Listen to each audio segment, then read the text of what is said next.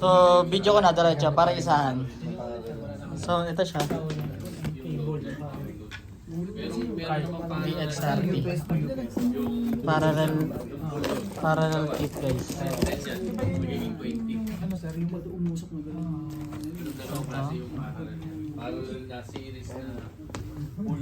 Ito yung slot ng parallel kit natin ha. Tatanggalin ko yung ano na yan. Hindi siya ganito. Hindi, tatanggalin mo yan.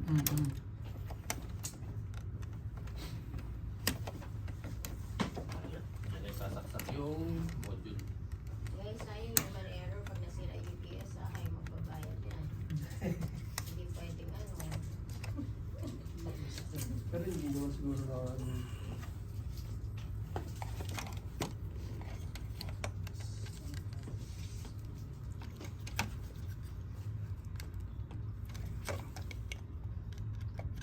Maliit ba? Ano. Bago kayo maglagay nito, supposedly dapat puro patay kayo ha, nakapatay. Ito.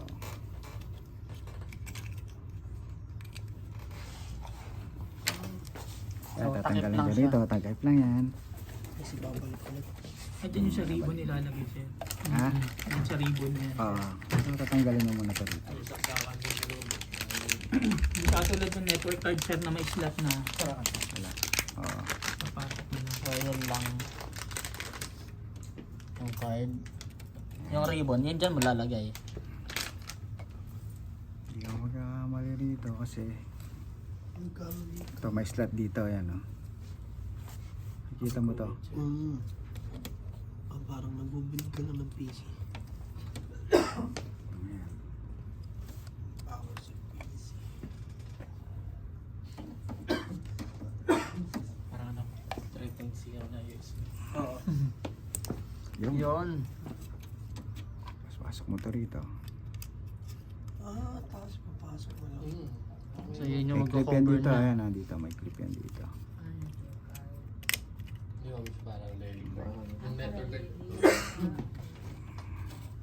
Saan yun natin? Saan yung screw? Ayan. Ayan, dyan. Pares lang naman yan. Hindi ka pa lang magkakamali magkapilasiba yung structure ng dalawa.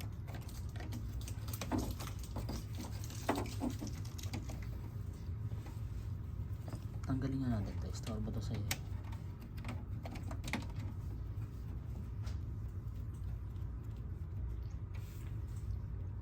Ang problema ko dito pag tinatanggal dyan, maluwag.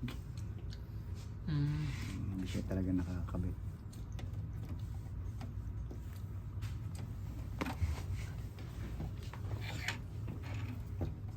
Alam ba't hindi pantay?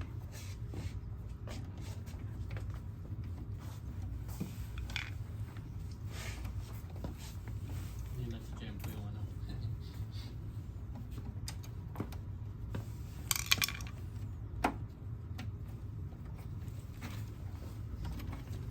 Yan, hindi siya nakalaban. Parang hindi yan. Magkaiba sila ng tornilyo. Oo, magkaiba itong diyan niya. Pag ano. Yun na, training ka rin dalawa. Kaya, tatlo yung nakatraining mo.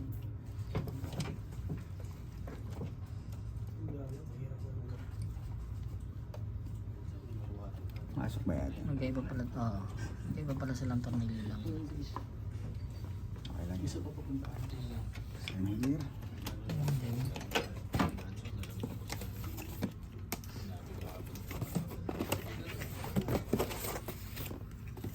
So, dalawa ang ano niya. Tag-isang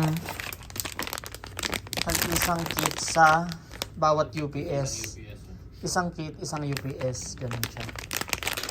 Sige, isang dalawang cable din. Pero ano yan sir, pag isang kit, dalawa na agad di ganyan? O dalawa kailangan mo bibili? Dalawa kailangan. Dalawa, sir. Kailangan Dalawa dalawa bibili mo. isa.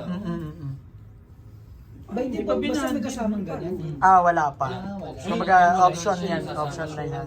Okay. Akala ko ba? Ang bundle lang, ito pa lang. Pagka nag-request ka ng parallel, Automatic doon pa lang, automatic na dalawa. Dalawang unit, dalawang parallel kit. Tag-isa sila. Hindi ka ala na yan. Pagka parallel, hindi nakasama yung maintenance na yan. Wala nang maintenance. Ano na yun? Sobra-sobra redundant ka na, no? Sobrang ano na Kasi yun. lady bolt, pwede mo patayin din sa lagana pa rin naman yung mga. So hindi ka na kailangan not unless na may isa pang maintenance bypass talaga na circuit breaker na gusto mong patayin yung dalawa. Sobra-sobra ka na sa maintenance. Overkill ka na. No? Gagawa Ito kasi wala lang tayong ano ha, yung sa nakita niyo yung single line diagram ko ng parallel. Basta hanggang makita lang natin for the purpose lang na makita niyo paano kinakabit ito.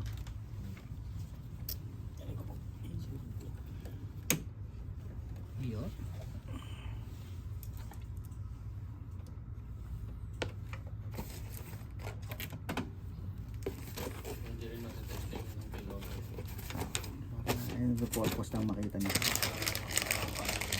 Kasi wala nang Wala tayong actual, design eh. na naka... Panel board sir na Panel special board lang. na naka-special na. Pwede tinuturo lang natin kung paano yung kapit paano.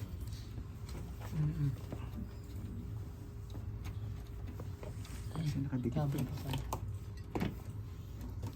So, alam mo na pala, ikaw na ito para mag-release. ako pinaka-deploy pa naman kung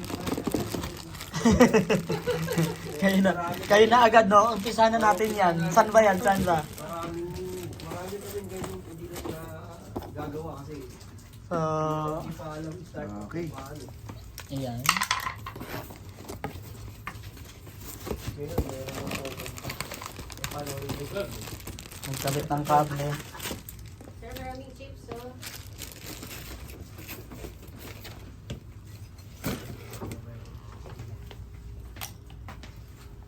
chocolate sa naman. So, ayan siya. Sa kable, lahat to. Galing nga dito. Pag ito, siyempre dito ka sa female.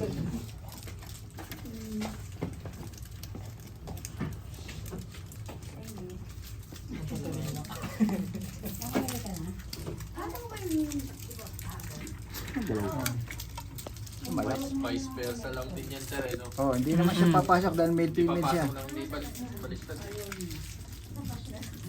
Ayos, pumasok. Magmagalaw. Ikaw mo yun, sabi mo, mag-error. Hindi, ito tama. Mag-ano yan dito sa kabila. Hindi, tama ito. Dito yan. Yan. Ay tama, babae pala yan. Yan.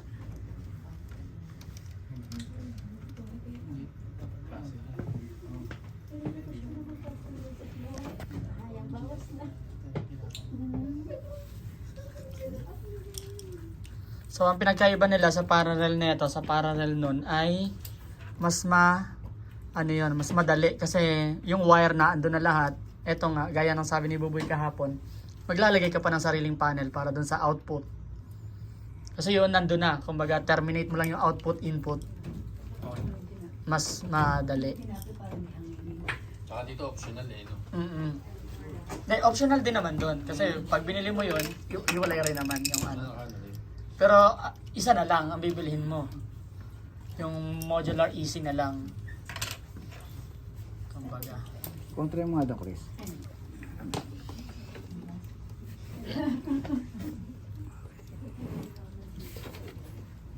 Tsaka always same voltage tsaka same frequency sir. So ayun dapat pare-parehas voltage, Yan yan ha. frequency, tsaka ano yan?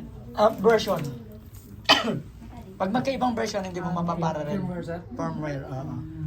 Sa ngayon, since parehas naman yung magkabat yan, parehas ng firmware yan. Sa bagay, Okay. sa bagay si set na. Dito sa paralleling, since nakabit mo na to, di ba? Tatandaan nyo lagi, kung anong pase ginamit mo rito, ganun din yung pase sa kabila. Halimbawa, ito ginamit ko nga, ito line yan. Dapat yan, neutral. Hindi siya pwede mag-twist, no? Kasi pagdating sa pag nag-bypass yan, magti-twist to, kakaroon tayo ng problema. Okay. Since ito, na-check naman na naman ito ni Chris, padit sa outlet. Gusto ko na yung sa dati. Ito, kapares yan dito. Ito, yan. Ayan, dyan yan. Ito, dito, kanan-kanan din, ha?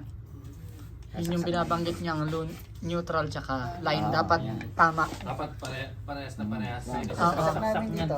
Hmm. Pag saksak mo dyan, parehas din. Oo, yun yung Ito sa wiring to ha, kasi hardware siya. Sample lang naman to, kaya saksak lang natin. para yun yung breaker. Oo, yun. Yan. Saan yung tester? Sa bagay, Okay. siguro nakikita mo na yun. Kabila. Pase din. Paano malalaman tama ang pasi mo? Of Ito course, siya. dapat pag pinares mong line, magsisiro yan. Or, Yan, isa ko. Ano ba akin? ayan, pula sa akin. Tulad yan. Dito ako Okay. sa Neutral. neutral. Dapat expected ko, 0 makukuha ko dito, ha? Yan, 0. Pag nilagay ko doon, tamo baliktad dyan. Huwag mo tatanggalin, ha? Oo. Sabihin niya, hindi siya magkapase. Kaya yon, line, neutral. Lipat ko rin dito. O, 0 din. Ganyan, ha? Mm. Sabihin niya, parehas yung pase nila. Okay? Ngayon, of course, bago ka mag-parallel, the same firmware, the same configuration dapat kung maaari. Sigurado ka, naka 220 yun dyan, ha? Ay, 230. 230. 230. Kasi pati yung din sa dapat para. Parehas. Ah, Parehas the na same parehas sila configuration dapat. mo, oo. Same capacity. Tama. Okay, sige, up natin. Up mo yung... Hindi na natin lalagyan ng output na mamaya natin, connected. papakita lang muna natin sa kanila. Sige, sige. Pwede naman kasi yan, eh. Pwede na ba, sir? Hindi, dyan muna. Yan. Pa Yan. dito eh. So, dito naman tayo sa display. Pag on ng screen, Oh, bypass parehas. yan siya.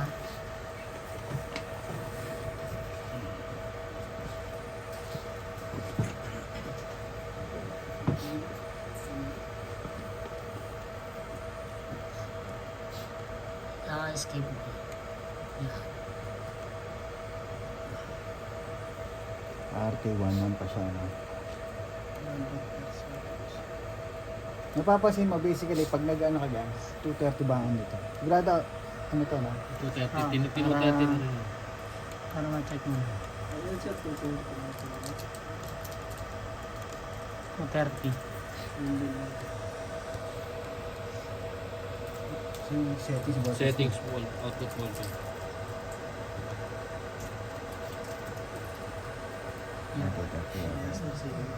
Ayan, dapat parehas yan, ha? Escape natin. Ayan, dyan.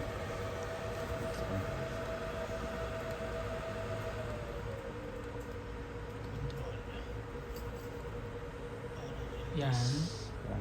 Turn UPS. Okay, sige.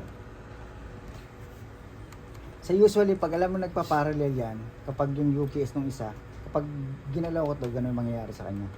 Hindi mo sir kailangan configure pa rin. Ano sa Ito ngayon, wala na siyang configuration. Pag on niya. Sabay silang Yan, sabay silang Kasi mag-on. nakaparallel na.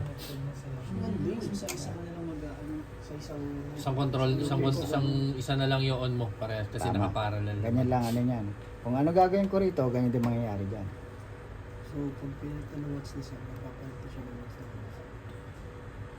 Yan, pag pinatay mo, bypass. bypass parehas. Ha? Normal yan, ha, kapag nag-ano. Tignan mo kung may option siyang pwedeng patayin ng isa. Hindi sila kasi. Breaker, ano mo, simulate. Yung kunyari na wala to. Oo, sa pala yung signal siya.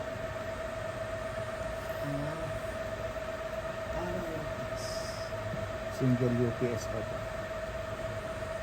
Tignan ko kung mamamatay itong isa yung Yung breaker. single. Tignan. Dyan mamamatayin.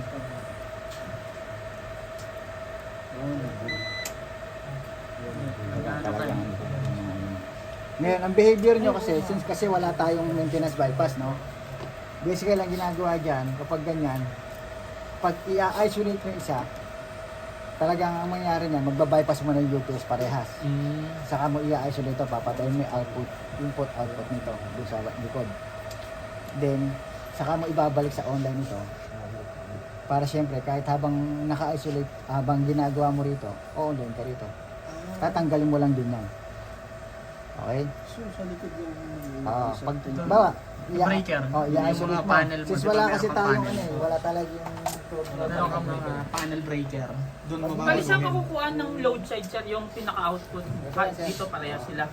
Ngayon, gagawin natin ngayon, ipaparallel ko. Paparallel mo na yun. makita nyo. Yung output. Yung output sir. So ito siya, palatandaan mo pag nakaparallel ka, nag-blink yung ano, bypass mo. Wala na, napatay na. Patay din sir. Kasi So ngayon, kakabit niya yung wire. Nasaan yung wire kanina? Yan, para magparehas naman yung ano. Kasya naman yan. Okay. Okay. Dalawang output. Ito yung wire para sa 10 kVA ng dito ng maintenance bypass. Yung nakakabit ngayon diyan, yung pang 6 kVA. Pansin nyo, mas malaki yung wire. Pero may ano, may nakalagay ba na ano, sir? Na pang 10 kV? Oo. Ayan. nakalagay. Bundle naman na to, kaya ano Sige, naman. sige, ito lang muna, sample. Kung ano, Kasya naman kasi rin eh. Wala tayong pinag-uusapan kung 6 or 10 yan ha. Oo. Pero itong ano sir, may power pa rin to. Wala na yan. sir. Wala na, sir. Nandun na sa output talaga nung ano, sa hardwire. So, sabayin na natin. Line to. Line mo. Saan tornilyo mo?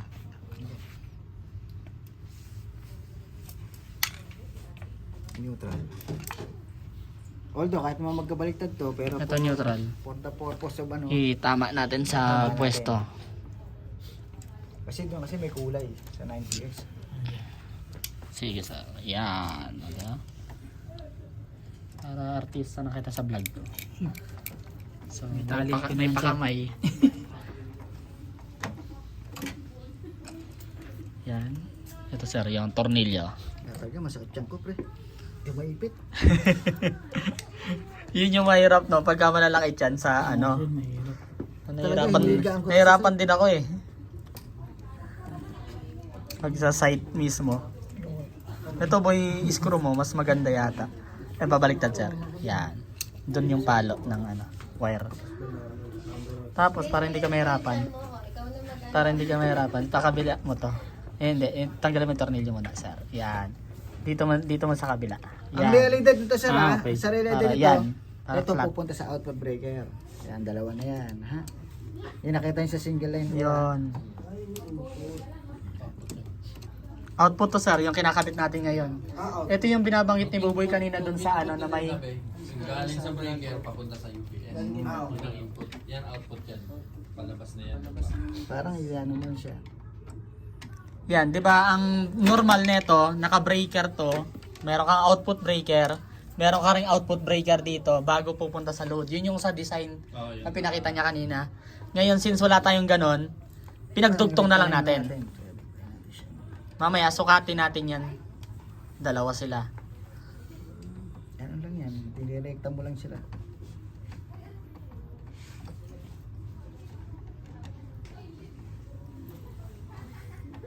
Pag ano sir, may isi-select mo pa ba yun sir kung backup ka o yung capacity? Wala siya. Wala naman. Automatic na yun sir. Yun sa 9PX, magkakaroon ka ng redundancy only, tsaka yung parallel.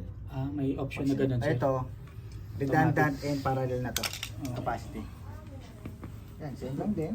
Yan. So, kailangan tama lagi yung ano. Ito to. On na input breaker. So, on. Nagad niyo ba? Nakapatay yung breaker. So, ayun. Of course, so test mo muna dito. Ako talagang tama. Since tama naman tayo, dapat ang line mo 0-0. Para malalaman mo siya. So, magkadugtong na yan. Wala 0. Kasi parehas sila. Sabihin, parehas yung pase. Yan o, kasi yung line. Yun. Pero may voltahe niyan sir, di ba? Meron na. Naka-static ano. Tingnan mo, kaya may voltahe yan. Pag nagkaiba siya. Sino bumaba? 225. Okay. Kahit Ayan, sir. pwede pa rin yun, sir.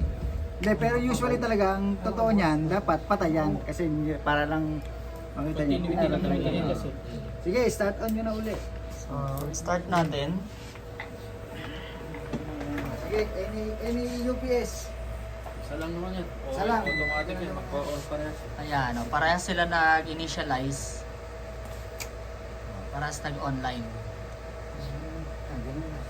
Basta, So, principles madali na, yung kung ano ginawa mo pagparalan sa isa, niya. hindi na mangyari sa isa. O, ano yung pinunpig mo dun sa isa, yun parang same na.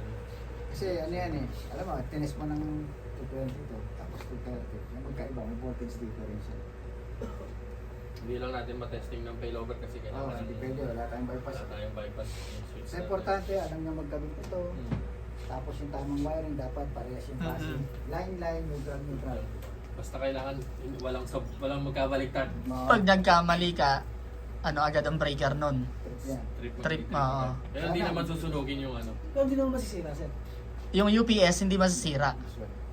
Kasi trip ng ano eh, nasa-sense Hindi, ang problema mo, masyadong mataas ang Mat breaker. Oo. Siyempre, ang short circuit, sa short circuit kasi, ano ba ang hahanapin niya? Yung mahina. Eh, kung mataas ang breaker ko, hindi pa niya ka namimit yung ano, hindi pa matipip yun.